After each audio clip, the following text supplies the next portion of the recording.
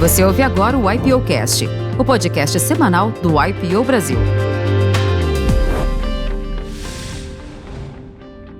Duane, meu amigo, bom dia. Cara, vou te dizer uma coisa. Mais uma vez, tenho certeza que teremos uma história sensacional de vida aqui na nossa frente. Hoje com a Thalita Lacerda. Bem-vindo, bom estar aqui com você de novo, meu amigo. Muito bom estar aqui, Gustavo. Que prazer receber a Thalita Lacerda, que a gente estava tentando conciliar as agendas aí para funcionar, e obrigado pela disponibilidade, por estar com a gente aqui hoje. Seja muito bem-vinda, Thalita. Obrigada a vocês, um prazer estar aqui com vocês, IPOers. Que bom. A gente já fez um pré-aquecimento, né, Thalita? Uhum. E já veio tanta história legal, bonita, tanto de vida, quanto de família, quanto de pet, né? Vamos querer saber tudo aí para quem nos escuta hoje, né, Duane? Thalita, como sempre, a gente começa aqui no podcast da tua família, os teus princípios, os teus inícios. Conta um pouco pra gente, você que nasceu aqui em São Paulo, né? Como é que foi teu início de vida? Legal. Bom, sou de uma família pobre, né? Minha mãe começou a vida como empregada doméstica, meu pai como marceneiro. Então, essa jornada, assim, né, de pouco recurso, muita luta, foi muito da minha infância e da minha realidade, né, até eu ir para a faculdade. Mas apesar ali da restrição, daquela coisa, dinheirinho, contato para mistura, nem sempre poder ter a mistura em casa e tudo mais, às vezes não ter o dinheiro para pagar a luz. Tive um exemplo, assim, em casa de muita luta, muita resiliência, né? Meus pais saíam para trabalhar às 5 da manhã, chegavam 11 da noite. E por mais que a situação fosse difícil, né? Uma visão de futuro sempre muito bonita, apesar de qualquer coisa, né? Isso foi super importante para minha vida. Então, eu estudava em colégio público, né? E uma vez estava andando com a minha mãe na rua, a gente passou na frente de uma escola bem bonita, particular, na zona norte de São Paulo. E aí minha mãe falou: você gosta? Eu falei: gosto. Tinha uma puta quadra, assim. Tá bonita essa daí. E aí ela falou: quer estudar aqui? Eu falei: quero. Ela falou: então você vai, né? Vou dar um jeito. Vou dar um jeito. Ela foi, conseguiu bolsa pra mim. Falei pra vocês que eu nem me emocionar, não dá. Ótimo, maravilha. Obrigado por isso.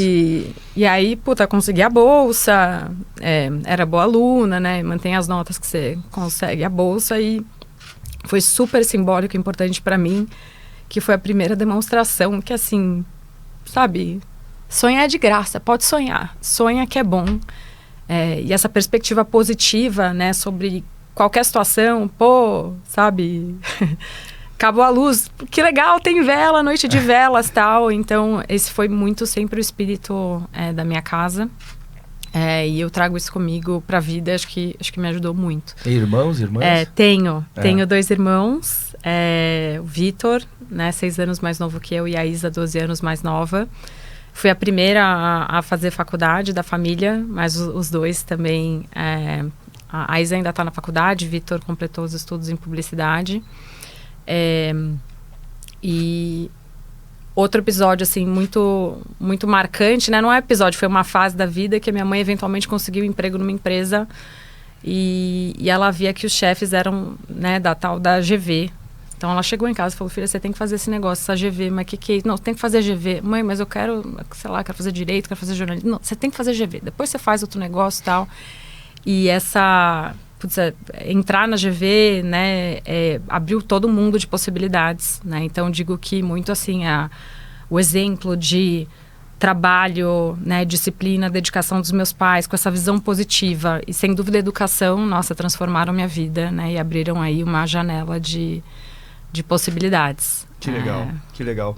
E você falou dessa escola, né, que você teve a oportunidade de ir para uma escola que você ficou admirando ali do lado de fora, né? Como é que foi, assim, o teu material de escolar completo, primeiro dia de aula? Como é que foi essa experiência, assim, de ter começado nesse lugar que você tanto sonhava participar? Foi super, assim, foi um presente, né? E, o pessoal da escola me ajudava muito, porque, não conseguia acompanhar. Que série você estava, mais ou menos? Eu entrei, foi... Acho que foi na segunda série, primeira série, segunda série. Como é que era o nome da escola? Salesiano. Salesiano. Salesiano eu conheço, o Colégio Salesiano fortíssimo, né? Eu sou nascido no Rio de Janeiro e lá o Colégio Salesiano era para, assim, pessoas que realmente eram muito preparadas, porque ele preparava para as fases seguintes até vestibular, né? Então eu imagino que para você deve ter sido um desafio sair da escola pública para ir para o Salesiano. Para mim foi muito, assim, mais do que a parte acadêmica, né? Era só, assim, ficar encantada com uma escola, com quadra, com infraestrutura, com teatro. Aquilo era uma coisa, né, assim, maravilhosa. E foi incrível poder ter tido essa oportunidade. Obviamente teve suas dificuldades também, porque, pô, o uniforme não é novo, é remendado, né? Então... Tênis, né? Tênis, material escolar usado, então teve seus desafios ali, mas que foram super importantes para... Mas que luta dos teus pais, hein? Você vê como faz a diferença. Você imagina o orgulho dessa mãe, né? Eu me conecto com essa história, Thalita. Eu vivi algo parecido assim. Eu precisei estudar em várias escolas particulares diferentes também ao longo da minha jornada, porque assim, não tinha grana para pagar. E aí tinha, às vezes, a mensalidade escolar não era paga até o final do ano. Aí esperava vir o 13º da família para poder juntar e pagar sem juros. Pedia para pagar sem juros, né?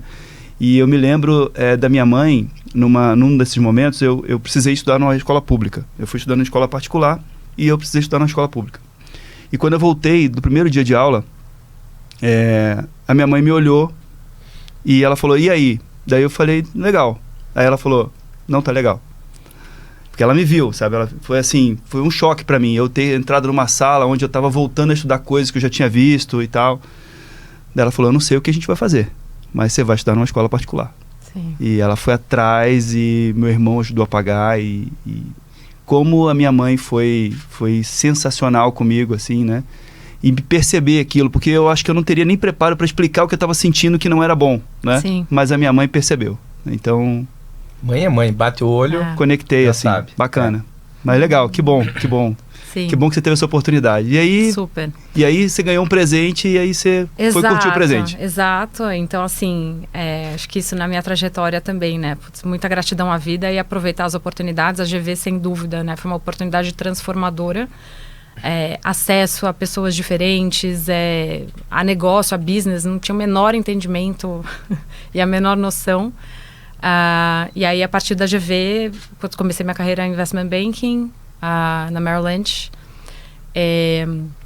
percebi rápido que eu não me via, né, no longo prazo no mercado financeiro, que eu queria aprender mais sobre as empresas por dentro. E aí teve um outro episódio também muito simbólico, né, que eu estava na Merrill, tinha um chefe de Londres, e ele pegou e falou para mim assim, Thalita, se você não aprender a falar inglês, não dominar o inglês, você não vai sobreviver. Por quê? Porque eu aprendi meio inglês sozinha, né? Então, assim, na GV, na aula de finanças, eu traduzia palavrinha por palavrinha, né? Então, eu conseguia me virar, assim, mas eu não conseguia me comunicar, não conseguia falar. Assim, eu tinha que preparar, assim, eram horas de preparação para aquela coisa. Consumiu uma energia, né? Uma energia enorme. Merrill Lynch aqui no Brasil? Aqui no Brasil. E aí foi super importante, porque aí eu falei, não, vou fazer um intercâmbio. Aí eu saí da Merrill, estudei pro TOEFL, então... Eu conseguia me preparar ali para a prova. E aí eu fiz um intercâmbio na New York University durante a faculdade. E foi ótimo porque, além de estar lá no NYU estudando, aprender inglês mesmo, claro. E né, romper essa barreira. Aí eu acabei voltando para a consultoria. Fiquei a maior parte da carreira no BCG, no Boston Consulting Group. E aí, antes de começar no BCG...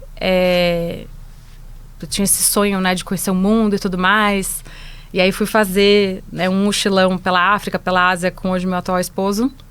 E aí a gente passou pela China e a gente se apaixonou, né? Foi uma coisa assim, nossa, que loucura isso aqui, essa mistura, né, do antigo, da cultura com modernidade e tal. E aí a gente começou a estudar chinês. Isso foi muito importante porque depois que a gente acabou mudando para a China, a gente voltou para o Brasil. Eu fui para o BCG, estudava chinês 3 vezes a semana, às 6 da manhã, com esse plano de mudar para a China. E aí, depois de 3 anos, quando eu estava conseguindo a transferência para o BCG da China, tinha recebido alguns convites da BRF para me juntar ao time. E, putz, não, tô indo pra China. Tal. Não, mas peraí, você não quer lançar Sadia na China? E aí, fiquei doida. Falei, putz, super oportunidade, amo a marca, tudo. E aí, fui para esse desafio, que acho que foi, assim, o primeiro grande tapa na cara, assim, profissional, né? Você sai da consultoria, do slide, daquele ambiente controlado, e pra vida ali. Claramente, né? Fiz aquele super planejamento estratégico, sem focus groups e tal, mas na hora que você vai pra realidade executar, né? Vai combinar a tua premissa com o distribuidor lá de Guangzhou. Né? Outro então, game. Foi aí outro game. tem a cultura de verdade lá. E aí vocês foram. E aí a gente ficamos lá 3 anos, montar a operação, né, do zero, do varejo, entrar em categorias super tradicionais. A gente lançou, por exemplo, snack de pé de frango, né, que é uma coisa assim... Regional e... super regional. E tem a ver com a matéria-prima do business, exatamente. Conseguimos ter o produto lá com melhor sabor e tal. Fizemos um go-to-market, né, com bastante foco no online. Tô imaginando a embalagem desse negócio. Não, fizemos uma jarrinha e tal. E aí, putz, começou, né, toda... era o princípio, né, de um período muito difícil de mercado para a BRF. Que ano era esse, Thalita? Foi 2016, nessa época. O senhor era o Pedro Faria. 14 a 16. Não, era o Galeazzi quando era o Galeazzi, tá. O Pedro estava no Internacional. E nessa oportunidade que eu conheci o Pedro bem melhor, que depois se tornou meu sócio. Foi conectando outras coisas? Exato. E aí depois o Pedro assumiu, acho que 16, se não me engano. Só que 16, né, começou essa discussão, o que vai fazer com a China e tal, e aí decidi fazer um mestrado, um MBA. Fui para Chicago, fiquei lá 2 anos e depois começou essa discussão, e aí eu e meu esposo, né, a gente fica, a gente volta, e aí meu esposo queria muito empreender, veio abrir uma fintech no Brasil, eu consorciei, e aí eu estava em conversas, né, com Pedro Faria, tudo mais, e... A Tarpon estava no momento de reconstrução, né, de Tarpon para SK Tarpon, em que a Tarpon, a SK, né, viraria uma gestora de gestoras e tinha essa oportunidade de começar uma gestora de crescimento com o Pedro. E eu achei o desafio, né, fiquei encantada com o desafio. Que era Kamaroopin. Que era Kamaroopin. E aí, que era uma das... Uma das gestoras da SK. E aí fui... começamos, primeira tese que a gente estudou era uma tese do tal do mercado pet, né, assim, ficamos encantados, o tamanho do mercado, toda essa tese de humanização, a relação das pessoas com o pet, e foi nessa época que a gente conheceu o fundador da Pet Love, Márcio. Me fala um pouco dessa parte, assim, ó, você e o Pedro, e não sei mais quem estava junto, queria saber como é que foi essa parte de construção, pensando em montar uma gestora de um determinado uma vertical de mercado, e essa turma estudando esse mercado e descobrindo como montar o business. Como é que foi esse momento legal. Aí? O Pedro tem essa veia empreendedora, né? Ele começou a carreira dele no Pátria, no Patrimônio, e depois, né, junto com o Zeca, com o Edu, fundaram a Tarpon. Então, isso já estava ali meio que na veia, e ele viu uma oportunidade de mercado da gente fazer uma gestora de crescimento, né? O Brasil já tinha tido aí uma leva importante de seed investment, venture capital, e essas empresas agora precisariam de ajuda para crescer para essa próxima fase, né? Um hiato ali entre o venture capital e o private equity. Então essa era um pouco da tese, né? E aí, olhando vários decks, várias coisas que chegam, e aí realmente o mercado pet, a Pet Love chamou a atenção. A partir disso, a gente fez um estudo, uma diligência, assim, de mais de 30 empresas do setor, de todas as verticais, e que foi super importante para a nossa tese do ecossistema depois, né? Como a gente desenhou, né, o nosso plano, essa jornada da companhia.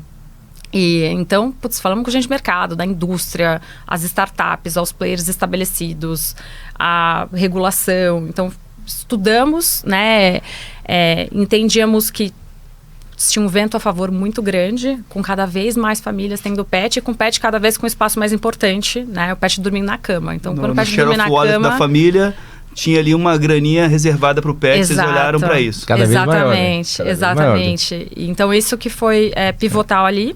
E olhando a Pet Love, tinha uma coisa que chamava atenção, que era um produto que eles tinham feito, que hoje é o nosso principal produto, que é a compra recorrente, né? A assinatura.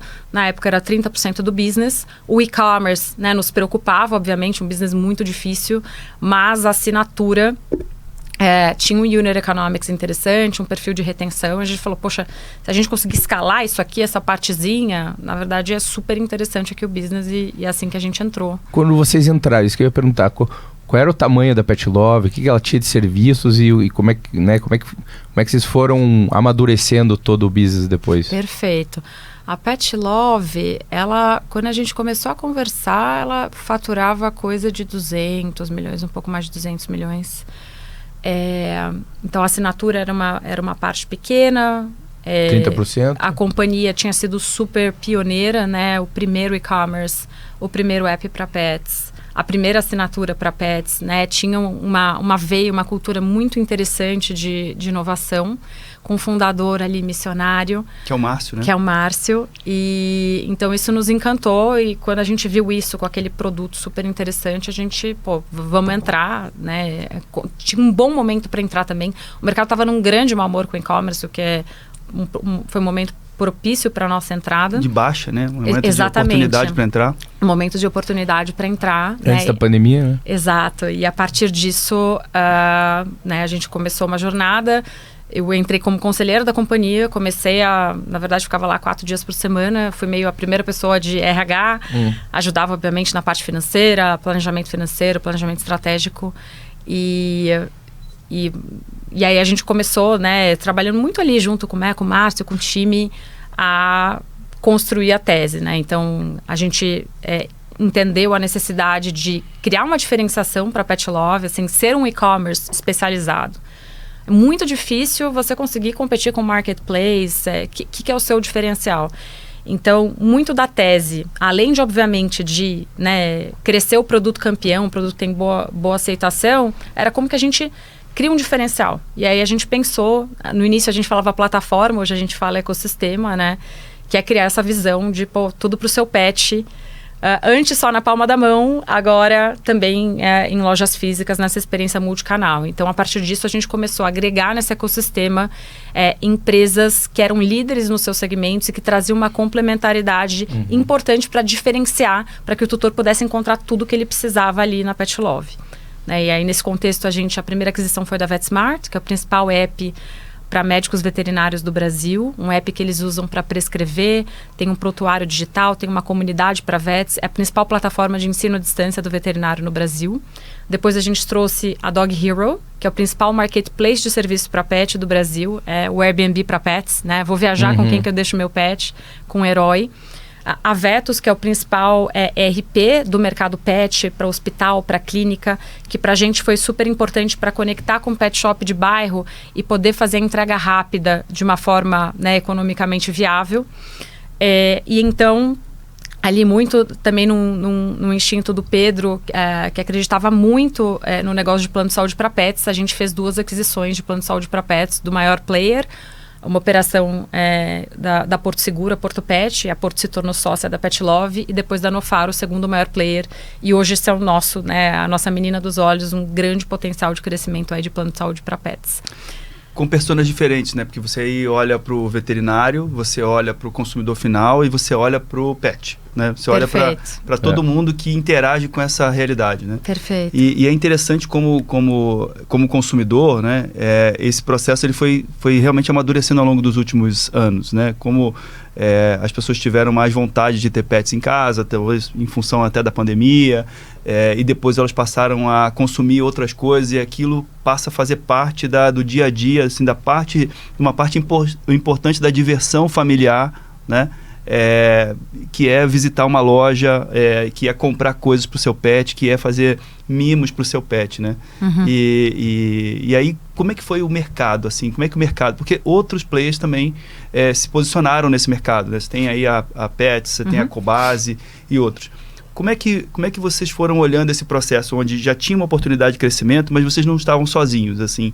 E como diferenciar desses demais que também procuram ocupar esses espaços, né? Perfeito.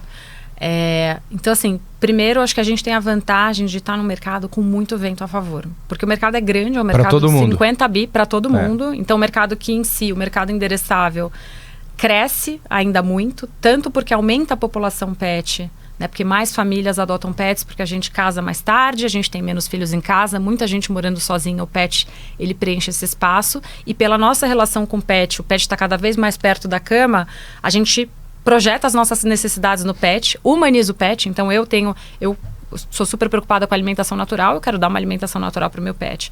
Poxa, eu estou preocupada com a minha saúde, eu vou dar vacina para o meu pet. Então, esses dois elementos levam a um crescimento de mercado muito grande.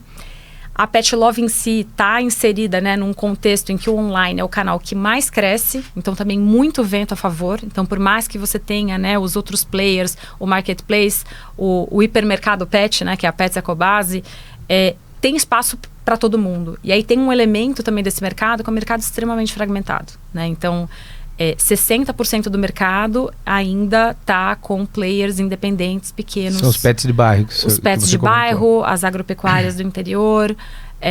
Então, tem um alto nível de fragmentação. E os maiores players não representam 10% do mercado. Então, tem muito fragmentado, assim, muito espaço ainda para crescimento e consolidação nesse mercado. E aí esse contexto competitivo é interessante porque a gente brinca, né, que, poxa, o online é muito potencial, mas era o nosso laguinho ali. E a gente era o peixe grande no laguinho. E aí veio a pandemia, né, e além de todas as dificuldades da dimensão humana, né, de bem-estar da pandemia, pra gente foi super desafiador porque veio um tsunami, né, o tsunami aumentou o lago, mas ele trouxe um monte de tubarão e virou um banho de sangue ali online. Então, por isso as margens começaram a diminuir bastante. Nem necessariamente margem no curto prazo, mas aumentou muito o nível de investimento. A grande pressão foi na aquisição de clientes, porque tinha um fluxo, né, de clientes muito maior vindo para o espaço, mas a competição ela aumentou mais que proporcionalmente à demanda. Muito então, capital disponível para investir nesse tipo de negócio. Perfeito, perfeito. E aí, nesse contexto, por isso que muito da nossa estratégia é sobre como que a gente continua aumentando o nosso laguinho, mas como que a gente vai também ali para o oceano também. E aí isso explica muito o nosso movimento de ida, né, para o offline, para as nossas primeiras lojas e uma expansão mais omnichannel e não só puramente digital. Essa expansão, então, você até comentou com a gente aqui antes, né, Thalita? Vocês estão começando essa expansão física, né? E vocês vão contar com lojas próprias ou pode ser que vocês abram para franqueados, por exemplo, licenciados? Qual que é a ideia? A gente começou com lojas próprias, a gente vê, né, uma via de expansão tanto com lojas próprias quanto com franquias também. A gente entende que tem um potencial interessante para a franquia nesse segmento, sem dúvida. Tá. Odu, eu queria entender também, Thalita, como é que funciona o seguro para o pet? É seguro de vida, seguro de saúde? Quais são os formatos? Perfeito, é um plano de saúde, né? Então, a gente tem planos diferentes.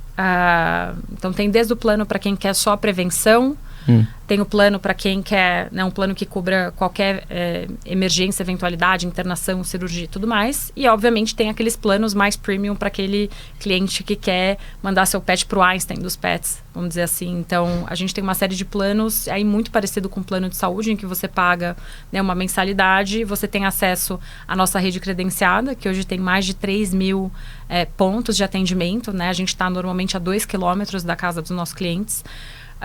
E aí você pode usufruir dessa rede pagando uma pequena coparticipação na hora ali de usar o plano. Eu acho que o Duane tem uma história legal aqui que eu já tinha comentado para ele. Hoje de manhã eu falei, Du, você vai ter que contar a história do periquito. Chegou o momento, Duane. Eu vou ter certeza que esse momento nós não vamos cortar aqui no podcast. Thalita, o Duane tem uma experiência incrível. Eu levei meu periquito no Einstein dos periquitos. Levou. Como é que começou essa história, Du? Sem seguro. Não, olha só um cara sem seguro. A minha filha queria muito um periquito, né? E a gente foi numa loja dessas que vende os periquitos e comprou um periquito. Custou R$60 o periquito. E ela adorava, enfim, periquito lindo. E a gente, enfim, ficou com ele vários meses na gaiola ali e tal. E aí o comportamento começou, ele ficou mais quieto, né? E ela ficou preocupada, ela estava muito preocupada, ela nunca tinha tido um pet. E aquela experiência começou a ser traumática para ela, porque ela ficou realmente assim preocupada. E em dado momento a gente percebeu que ele estava adoecido.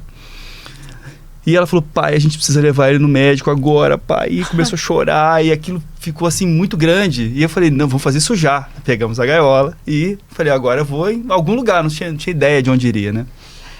E aí entrei num bairro nobre de Curitiba e tinha lá uma clínica veterinária, né? Daí eu entrei. Quando eu entrei, Thalita, imagina o seguinte, uma porta de vidro de 3 metros de altura, abrindo automaticamente, um piso de mármore. Falei, agora que eu vou gastar toda a grana com esse periquito. Cheguei no Einstein. E eu tentando explicar pra ela que era uma vida muito frágil, que não é tão simples assim. Ela, não, vou ter que levar. Enfim, cheguei lá, receberam o periquito da melhor maneira possível. Aí a médica falou assim, a gente vai ter que fazer um acesso aqui de alguma coisa. Eu falei, como é que eu vou fazer um acesso? Não, a gente dá um jeito aqui e tal, enfim. Colocou lá, fez um acesso no periquito. Eu gastei uma nota no pet do periquito. Quanto? Vamos fazer conta aqui, peraí. 60 para comprar. Vamos lá. A consulta custou 10 vezes mais do que custou o periquito. 600 de consulta. Mas não tem nada a ver com o custo, tem a ver com o amor. Tudo bem, amor. Exatamente. Tudo bem. Vamos lá que eu sei que a história é longa. E aí a gente foi lá e colocou o bichinho lá e levou o bichinho para casa de volta. E o bichinho não sobreviveu. E aí tá feito o negócio, né? Quer dizer, como é que você lida, né? Com uma expectativa dessa e como é que, para onde você leva, o que você faz, né? Como é que você lida com isso? E aí qual foi o nosso aprendizado, né? A gente explicou para ela que a vida de pássaros são muito frágeis, né? E ela teve outros, a gente tem outro hoje em dia, né? Teve outros que também não sobreviveram e esse já tá com a gente há muito tempo. Mas foi uma experiência aí de levar o periquito no Einstein dos periquitos e gastar uma nota. Sim. É isso aí. Essa parte de seguro, por isso que eu acho que pássaro talvez seja uma coisa bem mais, um animal bem mais frágil mesmo, né? Mas para os pets, para os cachorros e gatos, eu acho que é um baita do mercado aí. Sim, que as pessoas ainda não têm acesso. Previsibilidade, né? E Exato. garantir que você pode dar um bom cuidado, bom acesso sem ter que se preocupar, né, com a conta ou com a surpresa. E outros animais também, Thalita? A gente é muito focado, a gente está com muito foco em cães e gatos, inclusive porque existe toda uma polêmica em relação a outros animais, né, por exemplo, os animais silvestres às vezes tirados aí da natureza de uma forma que não é legal, então a gente está se posicionando com muito foco em cães e gatos por conta disso. A companhia tem uma veia, né, de bem-estar animal muito forte. A gente gere a companhia de uma forma que a gente fala que é pet-centric. O principal valor da nossa cultura é ser pet lover, né? Então, ajudar o pet a ter mais saúde e bem-estar. Então, muitas vezes a gente toma decisões que, poxa, são boas para o pet e não necessariamente para o tutor. Então, por exemplo, cachorro antilatido, você não vai encontrar isso na pet love. Gaiola. A gente não incentiva a gaiola porque muita gente tira o pássaro da natureza para aprisionar e não necessariamente está ali só, né, dando a comida.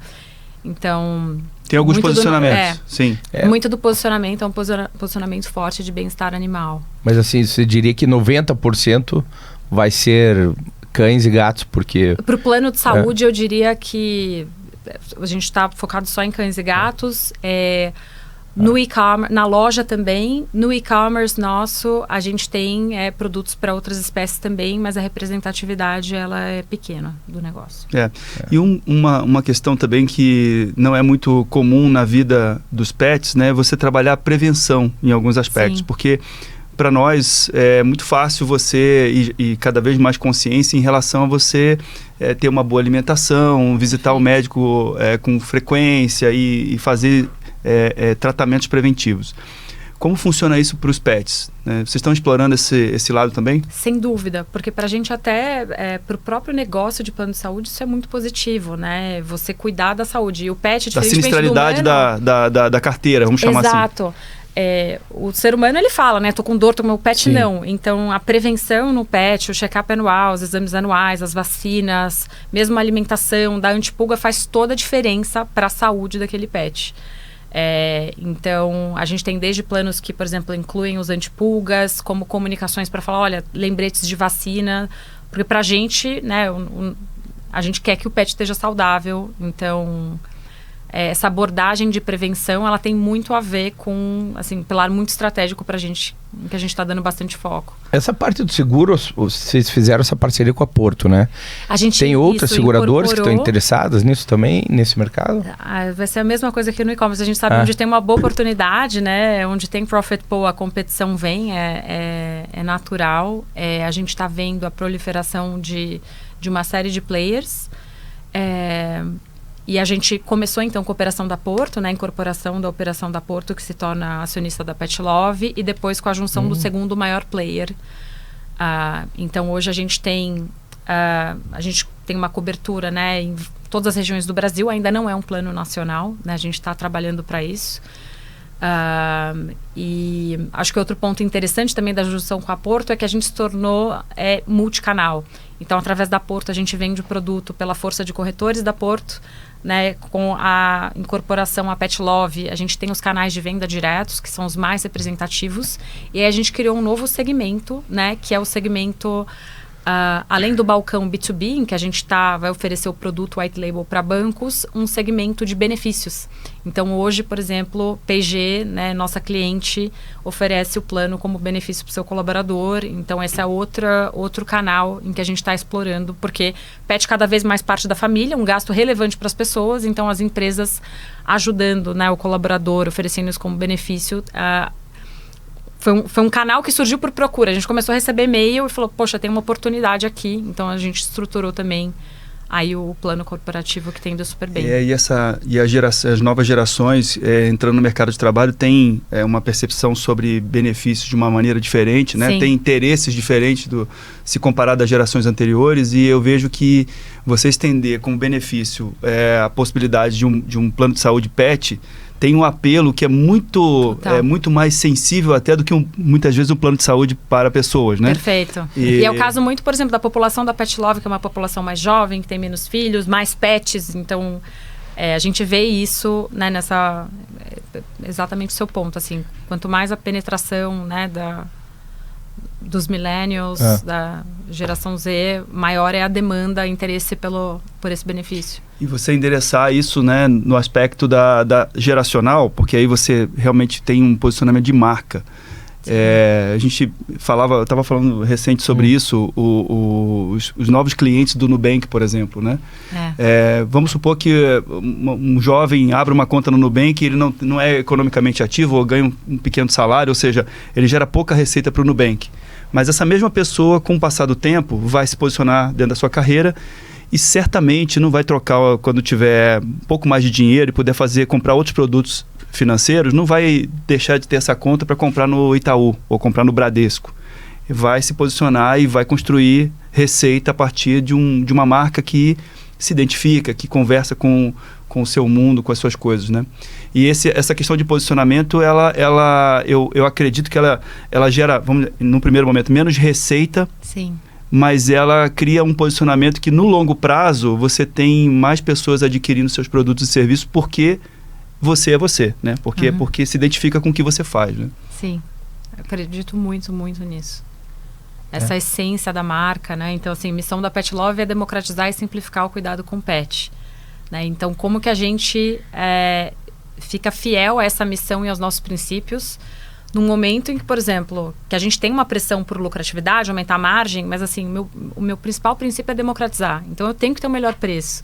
Então, ser fiel a esse princípio, a essa missão, e a gente também como uma marca, né, com um posicionamento muito ativista, até legal ouvir você falar, porque agora a gente vai entrar no período de Copa, por exemplo, e os fogos, eles deixam o pet muito estressado, faz muito mal para o pet. Então, por exemplo, a gente entra com uma campanha de, poxa, rojão para o pet não, mostrando o impacto que isso tem no pet. A gente acredita muito nisso, em ser verdadeiro ali aos nossos princípios, né, a nossa missão.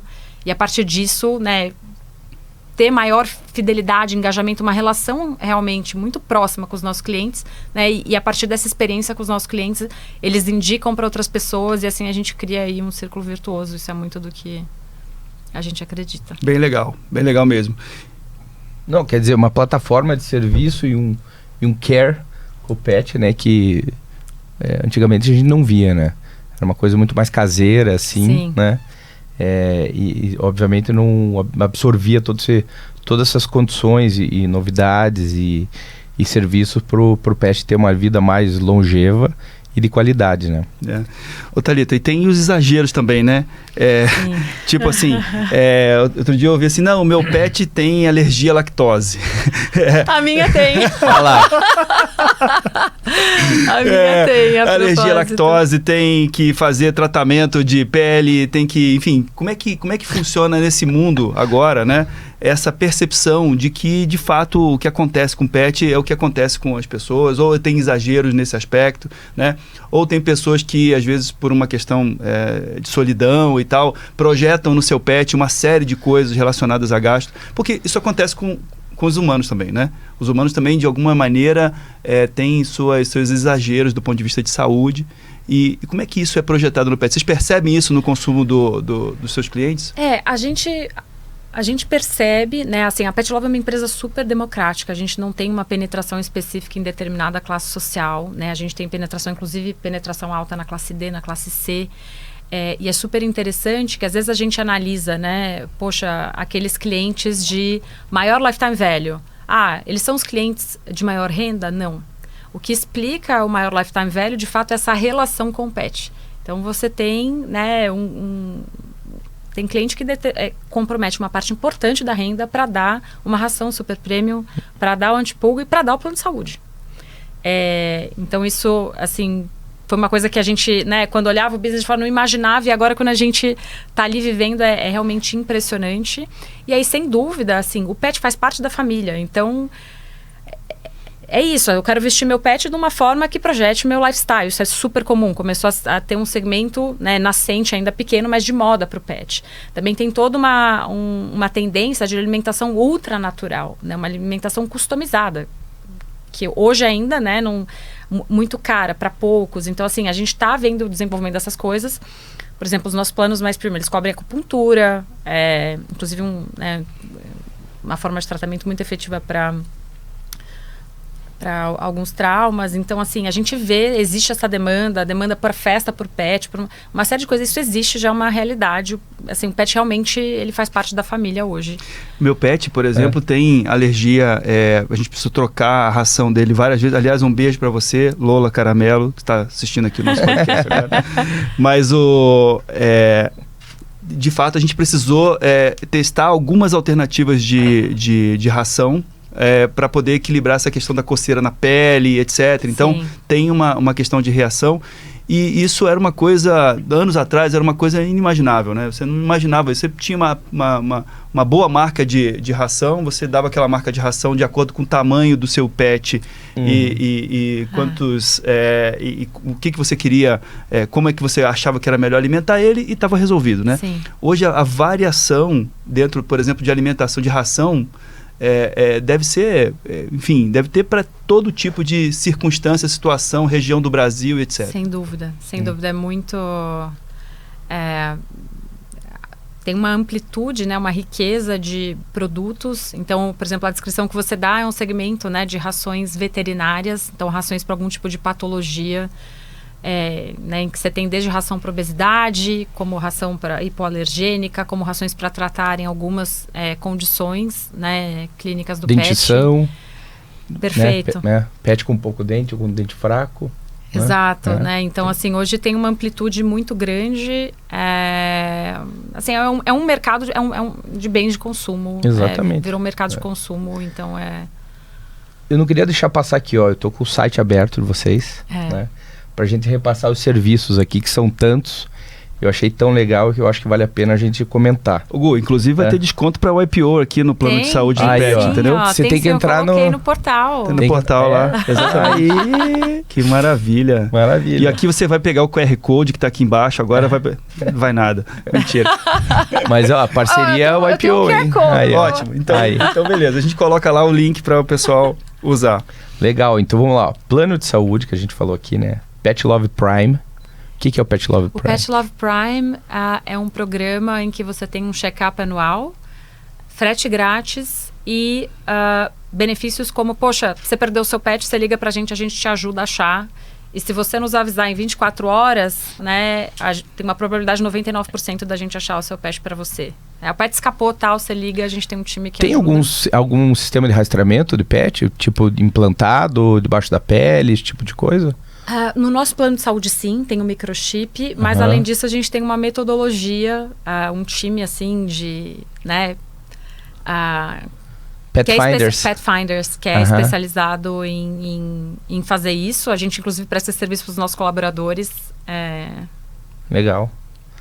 Vamos lá, então. Clube de descontos, obviamente. Clube de descontos é um programa de assinaturas em que você paga uma mensalidade para ter direito a diferentes níveis de desconto. Tá. Hospedagem, então é o Airbnb Hero, dos pets. Né? Esse é o Hero? Vai viajar com quem que ele fica na casa de uma pessoa? Fica na casa de uma pessoa. Tá. Então, às vezes, óbvio, tem hotéis muito bons, mas às vezes tem hotéis que, poxa, o animal fica numa jaulinha, escuro e tal.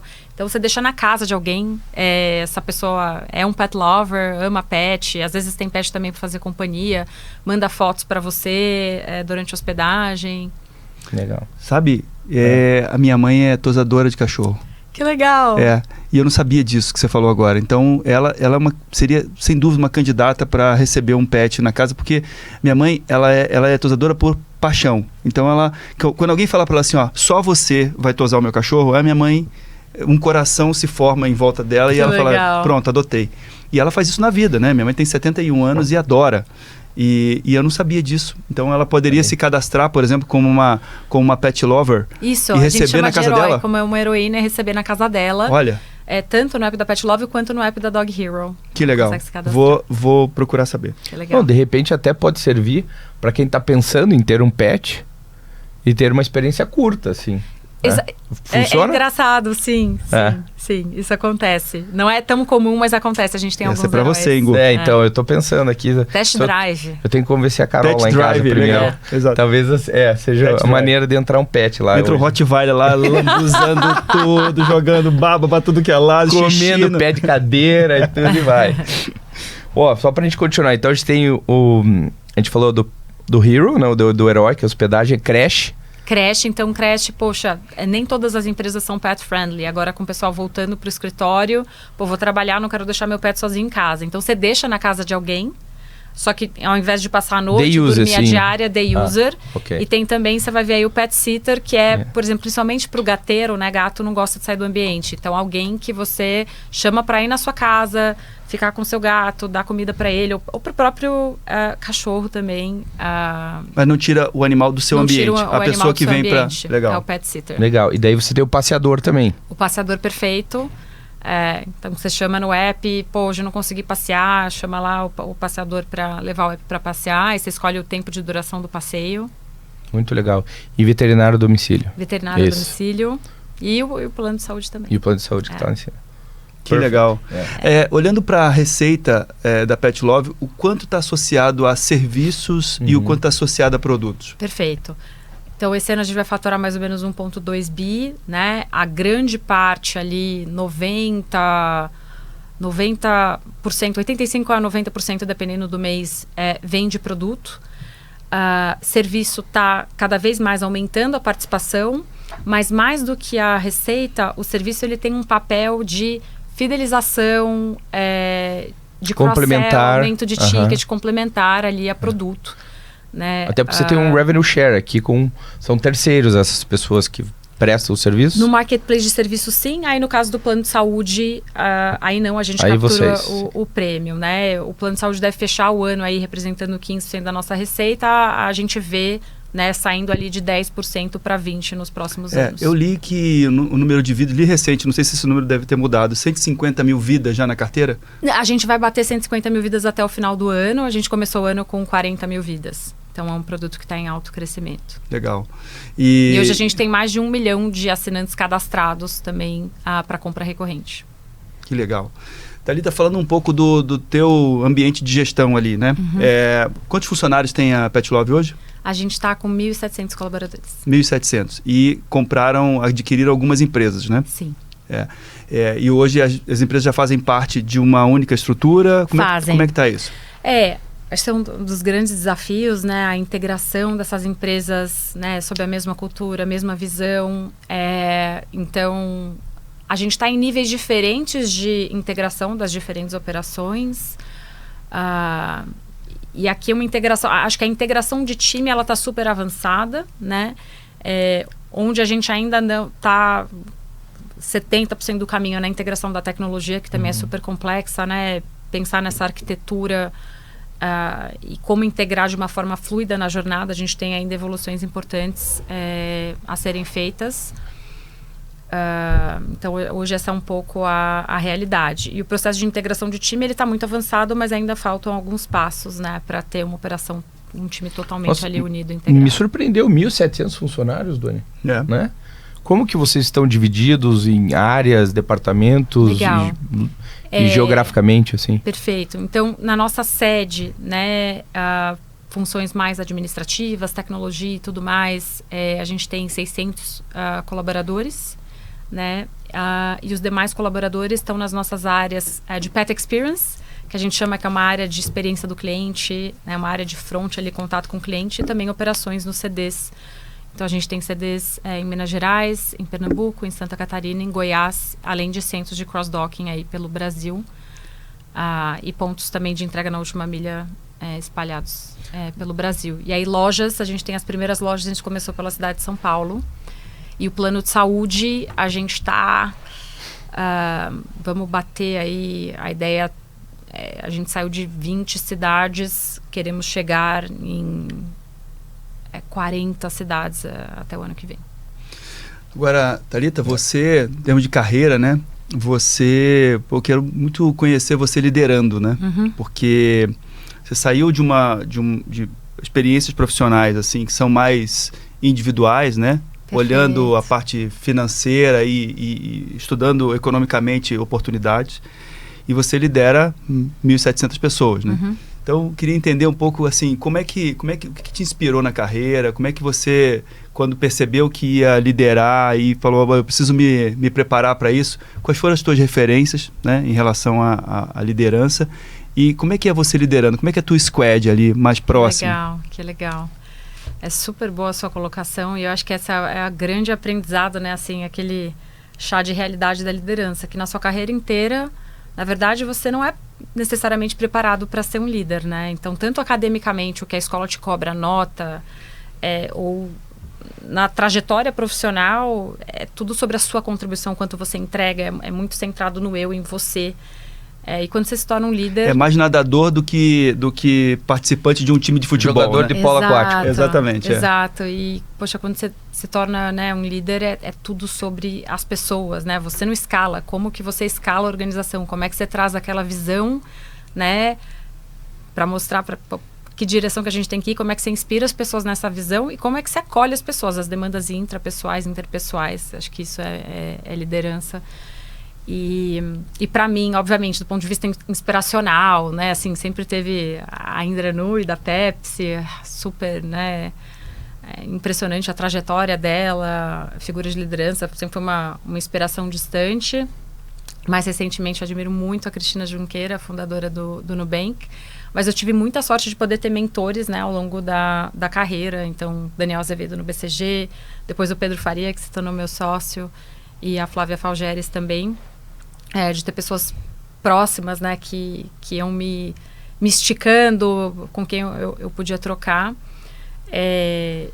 E por isso que o choque, né, de sair da consultoria para ir para a China, né, lançar um business B2C, foi a grande escola ali, né, abrir os olhos, acho que... E aí vir para Pet Love, né, a gente nem falou muito disso, mas eu estava como conselheira, estava na companhia, não tinha planos ou perspectiva, né, de ir para a companhia, de assumir. E aí começou um processo de transição, assim, não passava pela minha cabeça que eu ia passar no processo. Eu até falei, não, vai ser um aprendizado do processo. Já devia passar na cabeça do Pedro, aí não te falou. De outros conselheiros, tá? Não. Eu vou falar só na hora certa. Vem ser conselheira aqui, fica aqui. E aí... foi ali, eu até tomei um susto, falei, oi? Ainda mais porque é uma grande responsabilidade suceder um fundador, né? Um fundador tão maravilhoso que nem o Márcio, que me apoiou, me bancou, foi lá. Então eu tive muito apoio, isso é maravilhoso. Ele continua no conselho?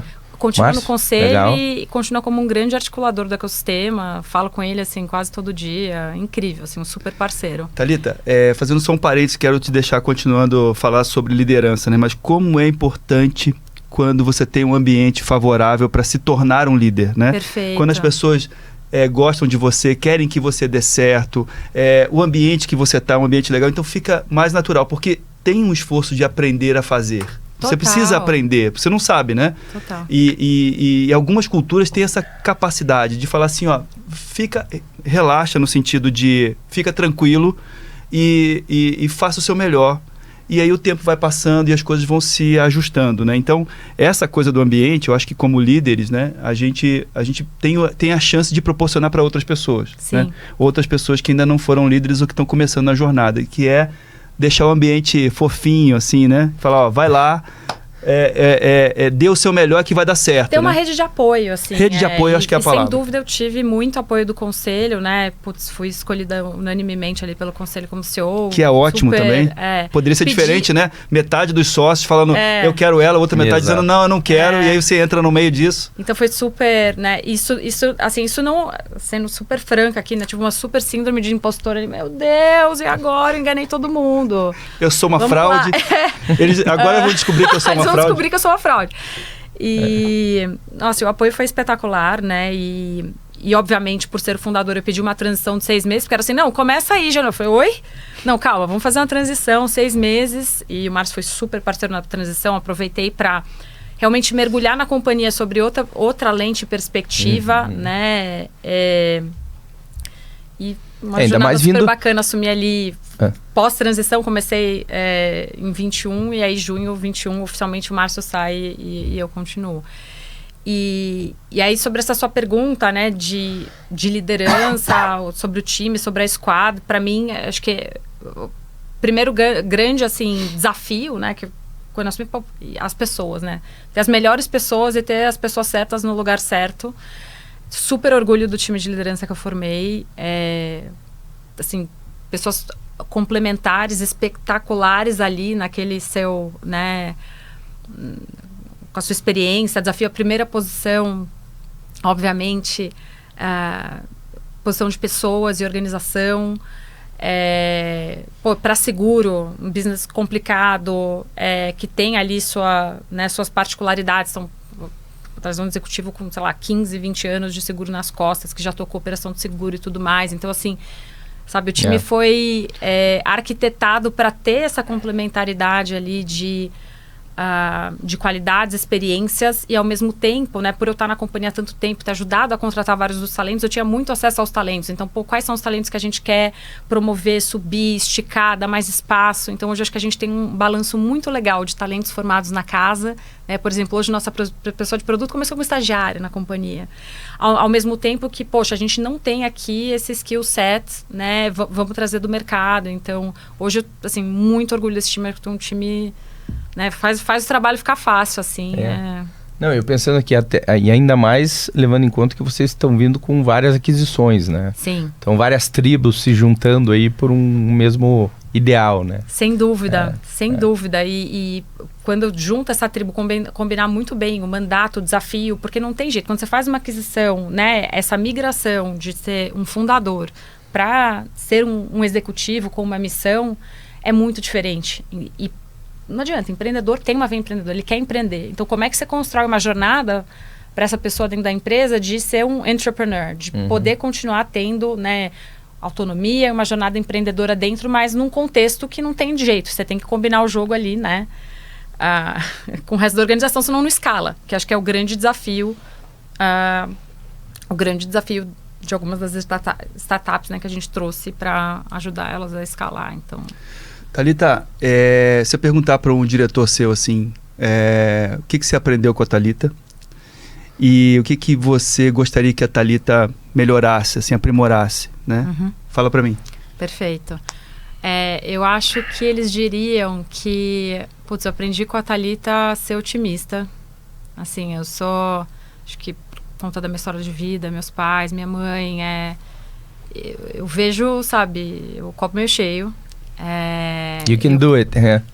Eu consigo articular essa visão otimista, né? Enxergar a oportunidade onde tem problema. Eu adoro resolver problema e tal. Então, acho que isso é o que eles diriam. E eu acho que um ponto de melhora é... Poxa, e vai depender da pessoa, né? Mas, putz, qual que é o nível de altitude da Thalita, né? Até por conta da minha jornada, eu consigo ir na vírgula ou no muito aéreo. Então, para algumas pessoas tá longe. Né, mais longe, por favor. Quero mais pista aqui. Eu acho que esse balanço do nível de altitude depende muito da pessoa. Tem gente que fala, não. Peraí, você tá soltando muito. Vem cá, me dá a mão que eu tô com medo.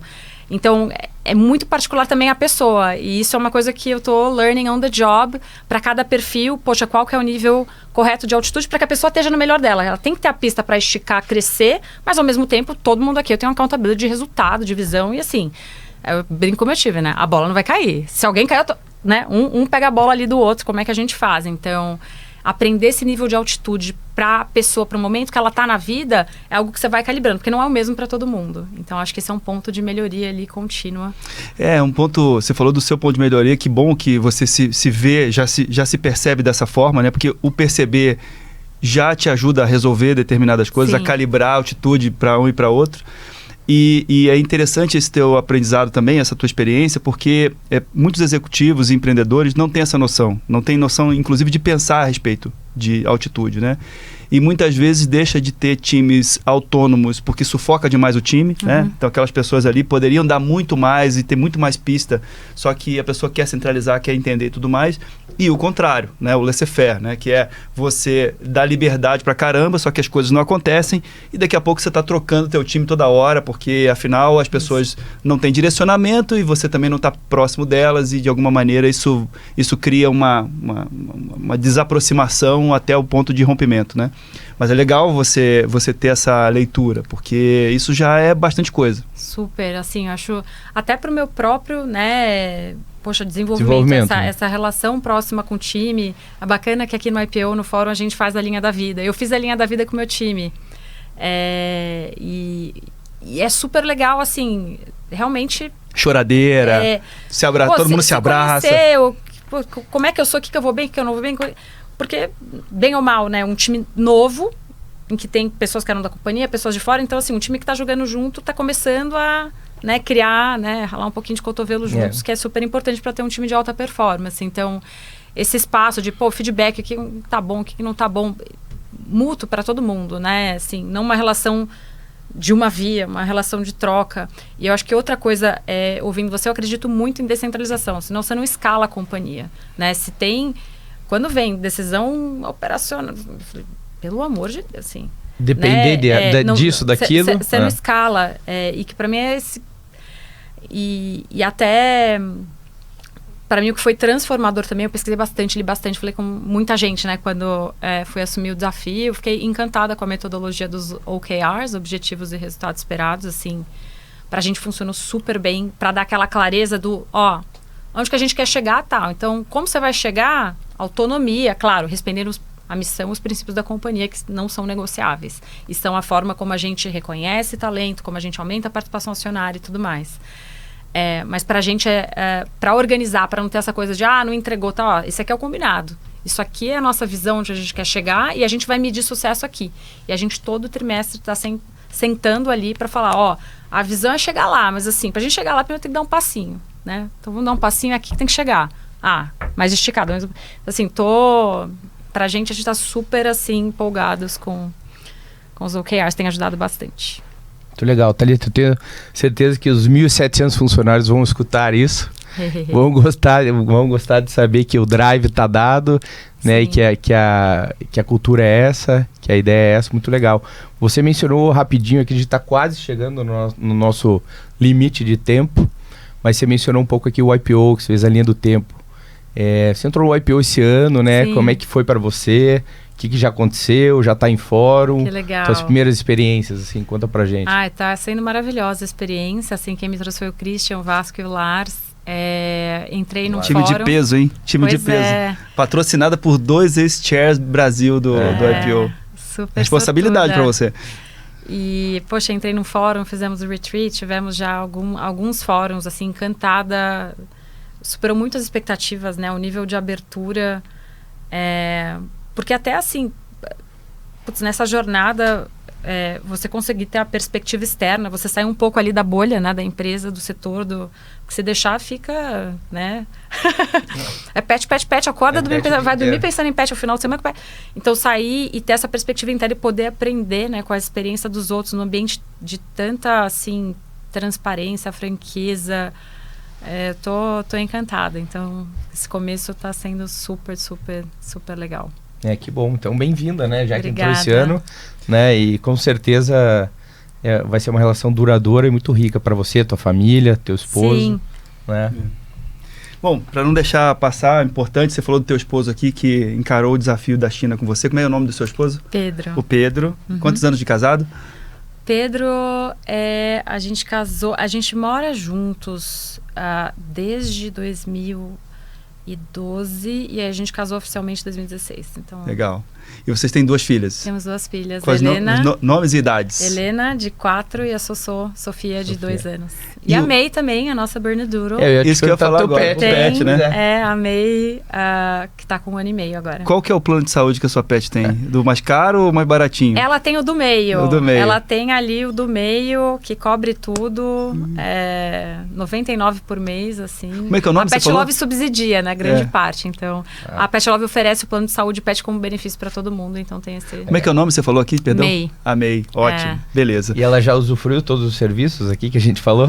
Ela é uma usuária assídua de passeio, obviamente das assinaturas e do plano de saúde. A May já deu uns sustinhos, pegou, né, um pedaço de frango cozido que é super perigoso, então tive que fazer uma endoscopia. Então a May já deu alguns sustos e ela tem muitas alergias, inclusive a lactose. Inclusive lactose.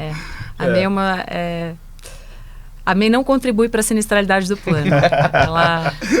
Não, eu me lembro rapidamente dos cachorros que a gente tinha na minha casa, assim, que morava numa vila. Então, assim, o cachorro passava a noite fora de casa, né?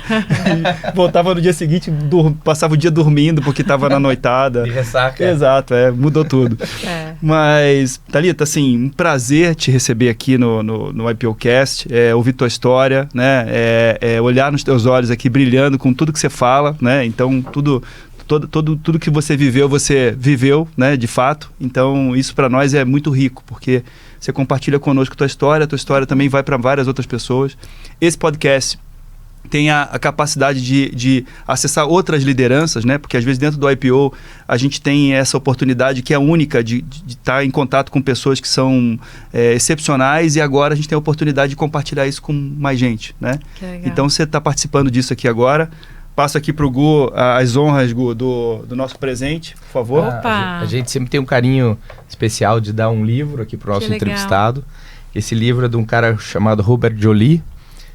Foi o cara que fez um turnaround, ex-consultor da McKinsey, e mudou de vida e resolveu aceitar um desafio de fazer o turnaround da Best Buy, nos Estados Unidos. E tem muito a ver com a Pet Love, em termos de estrutura de empresa. Se bem que eles têm muita loja física, mas é um e-commerce também muito grande. E a Best Buy estava dada como failure total.